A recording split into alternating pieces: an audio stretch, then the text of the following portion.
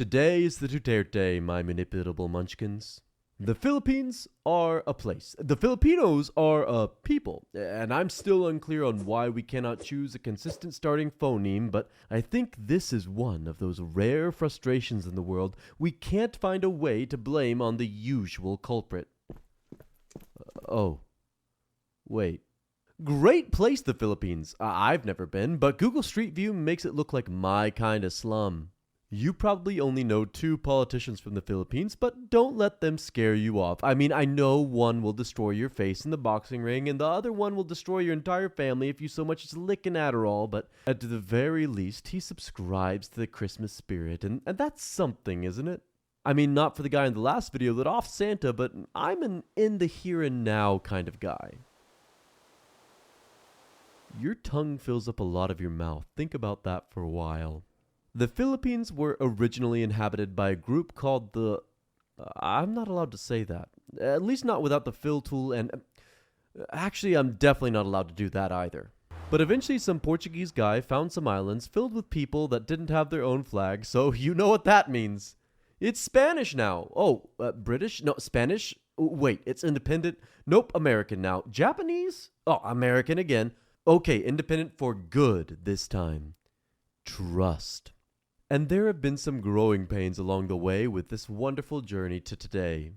So the Philippines rebelled against their colonizers a lot. I mean, even when that Portuguese guy gave the locals a big old Spanish flag, they in turn gave him a lovely spear in the face.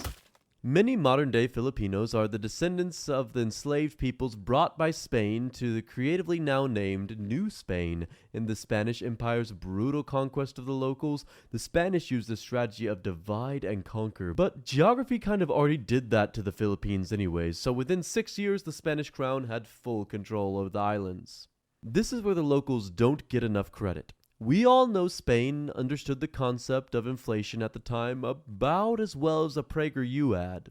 And we all were taught that they just had too much gold, so they were broke. If only I could say I were broke for the same reasons. But in reality, a big contributing factor to the bankrupting of the Spanish government was just how much teenage angst the indigenous people of the Philippines had. They were constantly rebelling against the Spanish crown, making the colony about as good of an investment as opening a Subway franchise. You'd be better off just dropping your money in the Subway, at least then you'll get some head from the local homeless guy at the station. But Spain hung on, always regaining control until the US was shopping for more vacation destinations in the late 19th century.